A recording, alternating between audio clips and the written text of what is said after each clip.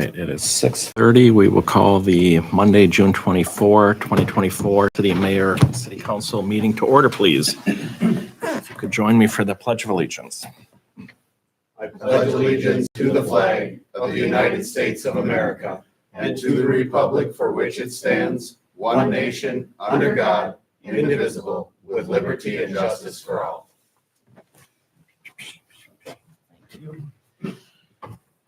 Do we have any additions to the agenda tonight? No additions tonight, Mayor. All right, with that, I'll look for a motion to approve the agenda as presented. Motion. We have a motion. Do we have a second?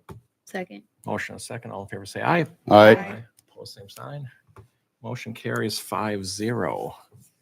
With that, we'll move to public comments. If there's anyone who would like to discuss anything not on the agenda, please come forward.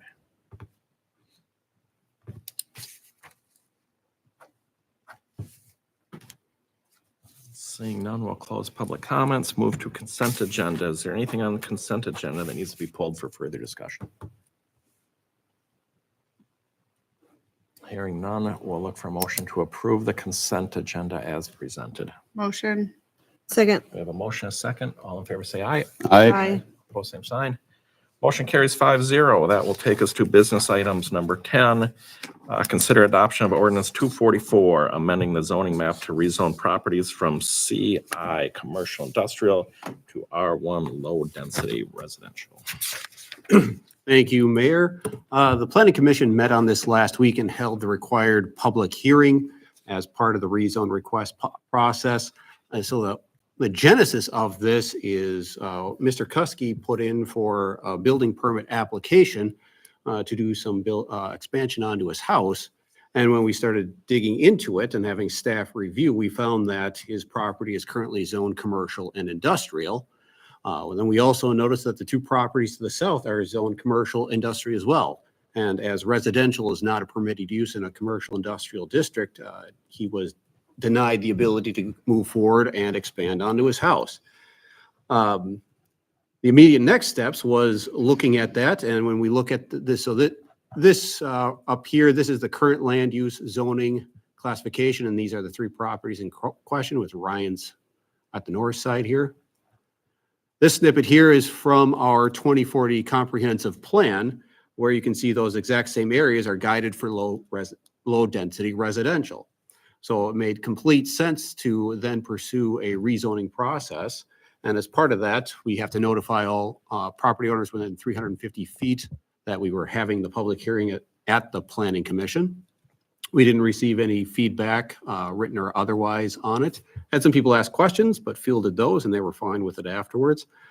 So the Planning Commission is recommending us to approve the rezone of these three properties.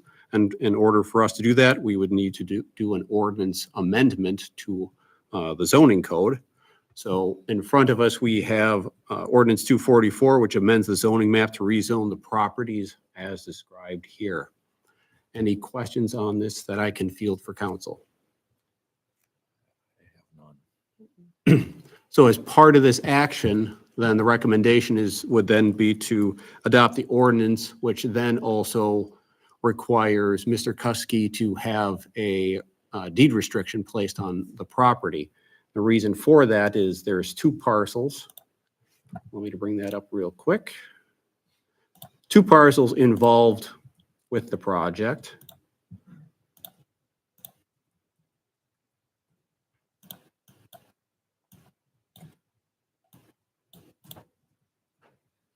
This parcel right here, which the principal structure sits upon, and the second parcel belongs back here.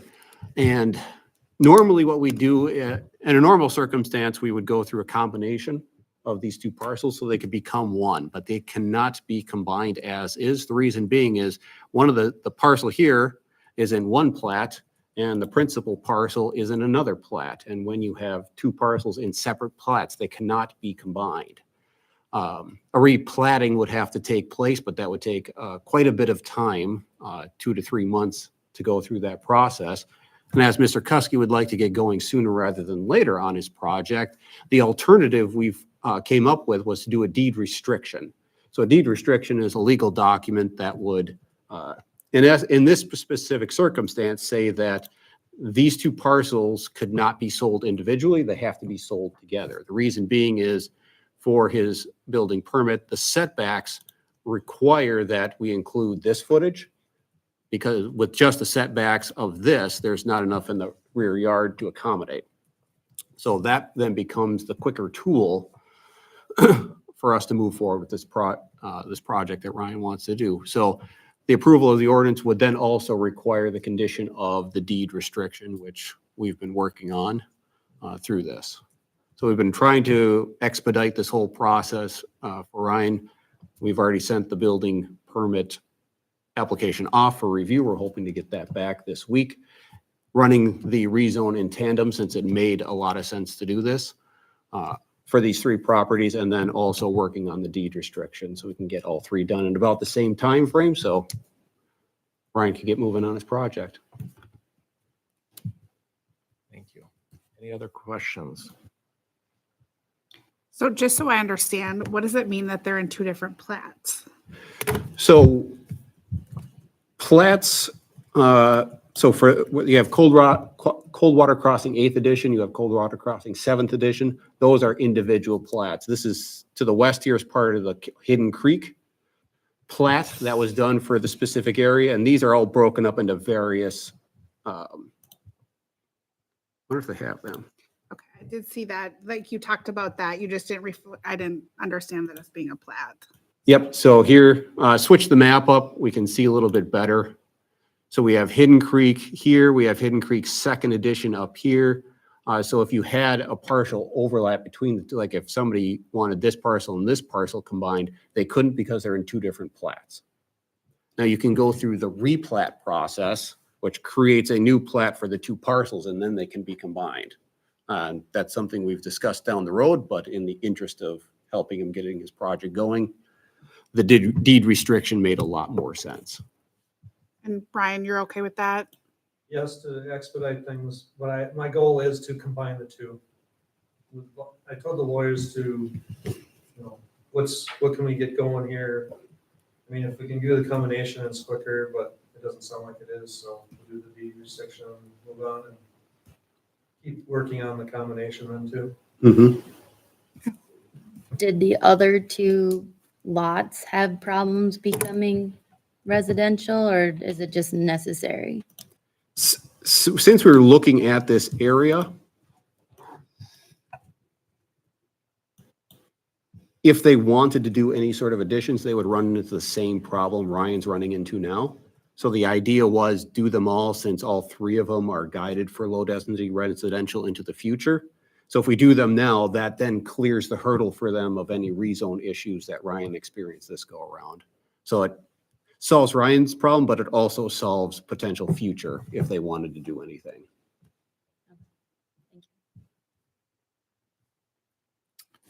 All right, any other questions?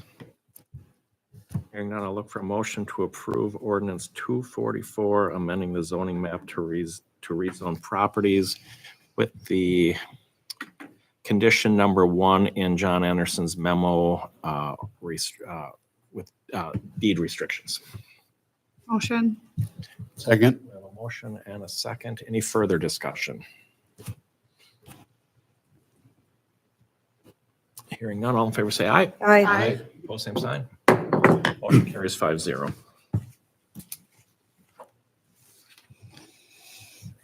And with that, we will move right into the 2024 seal coating plan and quotes for work.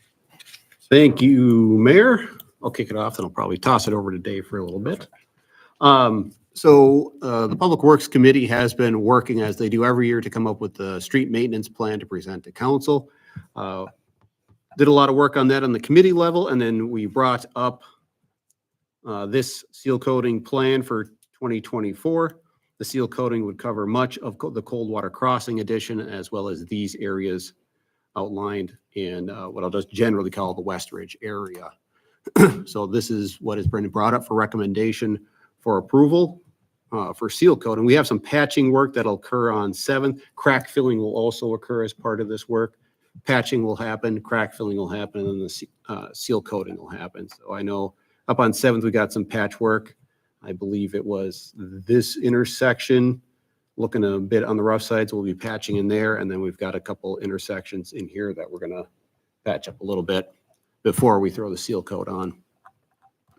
So for the cost for crack filling and seal coating, we received 2 quotes on that from Pearson Brothers and Allied Blacktop. Pearson Brothers coming in at $107,146.65, and Allied Blacktop at $121,653.25.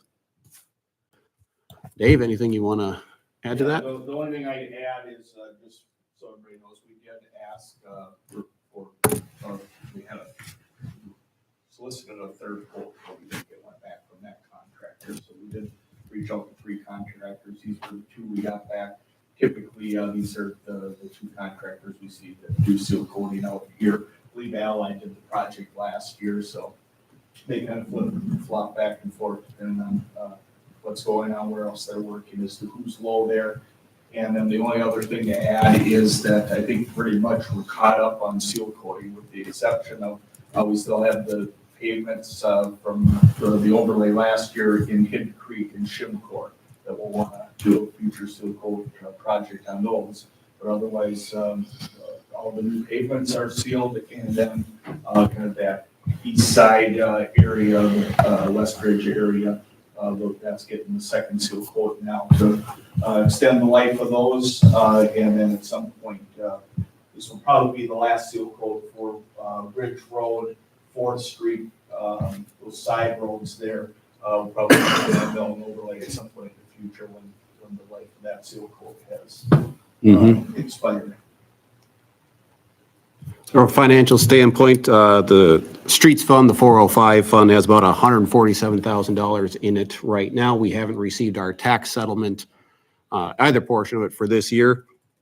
So we're looking at the 107 as the low quote, but then we'll have patching work quotes coming into at a future meeting when we get those back. Then we'll have the total cost of the project. Then for this year, we've got 110,000 coming in for tax settlement. And then on the legislature's end of things, the small cities transportation account is getting an influx of money this year. There was the retail tax that was put on. It partially took effect this year. It's going to come in full effect next year. So this year, we're looking at partial on the retail tax was about 6,000-7,000. Then we're getting some more from the legislature and one-time funding. The total being about an additional $35,000 we'll see this year. And then into the future, the estimates from the transportation funding, since it'll be in full swing, mayor's looking at getting about $47,000 a year. So that would stack on top of what we levy and go towards future street work. So shaping up well in that regard. Perfect. Thank you, Dave and Nick. So with that, I'll look for a motion to award the 2024 seal coating bid to Pearson Brothers for the amount of $107,146.65. Motion. Second. We have a motion and a second. Any further discussion? When would this take place? To be determined, there's some, like Nick said, there's some patching and. Okay, so that happens first. Up ahead of this, but it will be sometime July or August. We'll get notifications out to everybody in that area when the work's going to be happening, so they can be prepared for it. Any further discussion? Hearing none, all in favor say aye. Aye. Opposed, same sign. Motion carries 5-0. With that, we'll move to the ESST policy and sunset date of former policy. So at our last workshop, we looked at the ESST policy as the legislature enacted an exemption for paid on-call and volunteer firefighters. The updated policy, as we looked at the work session, essentially deletes out the language referencing firefighters and having ESST, and then just mentions that they're not eligible as a footnote moving forward. I would propose that we have this policy sunset on December 31st at the end of the year, and then the new policy that we have in the packet would go into effect on January 1st. ESST is front-loaded in our current system, 80 hours, so they would have it throughout the year as they would if the ESST were still in place.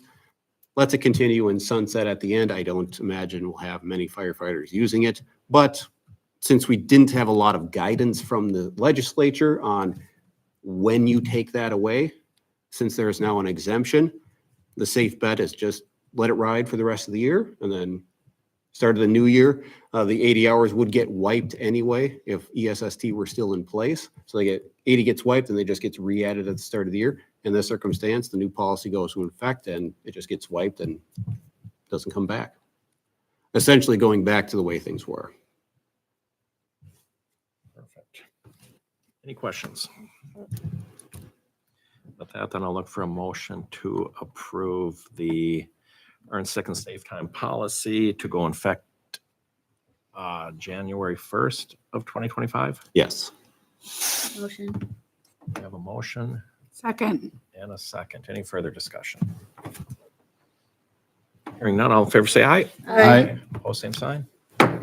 Motion carries 5-0. That will take us to the Minnesota DNR grant application for slip-in unit for fire department side-by-side. Thank you, Mayor. So Chief Metzold has located a grant opportunity for us to take advantage of to purchase a slip-in unit for the side-by-side that was purchased last year. Grant opportunity is through the DNR, and the opportunity is a 50-50 match, so it would pay up for half of the cost. We're looking at, pardon this, $7,250. Funding mechanism for this would be half by the DNR grant, and then the other half would come from the Fund 212, which is our fire department donations fund, which currently has $8,040 in it. And with that, I will turn it over to Chief Metzold for explanation on the skid unit. So Mayor, Council, skid unit that we are looking at, you see pictured there, would be a slip-in unit, would slide into the bed of the side-by-side that we have now, would have small tank of water on it with a pump and reel. Also on the right-hand side where you see those rails is a spot that we can strap a Stokes basket, or which is essentially a backboard for transporting a patient or something on it as well.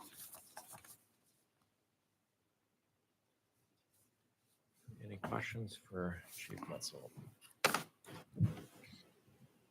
Hearing none, I'll look for a motion to approve DNR grant application for the skid unit in the amount of $7,250 total, which the city of Mayor would be for $3,625.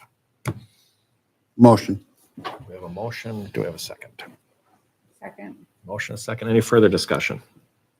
On your, Nick, can you go back to page 28, please? Sure. My only question is in the red in the middle, it says base price is $72.50 plus shipping.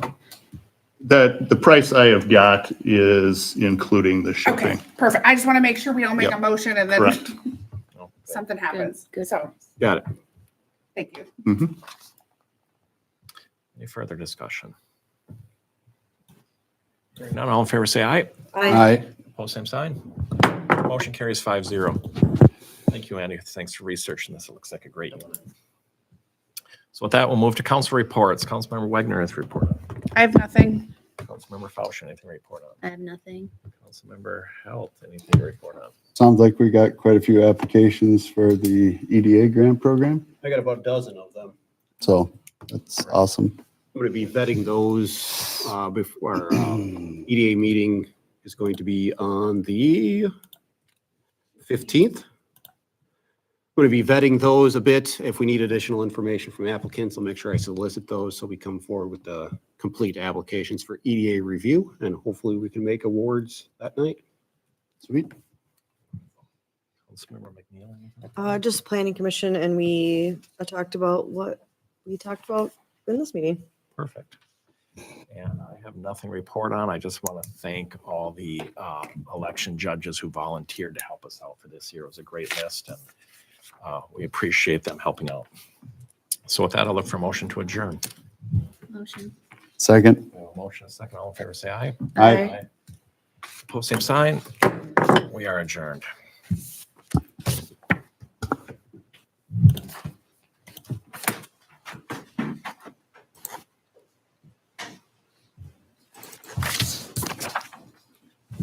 Thank you. Yeah, thank you.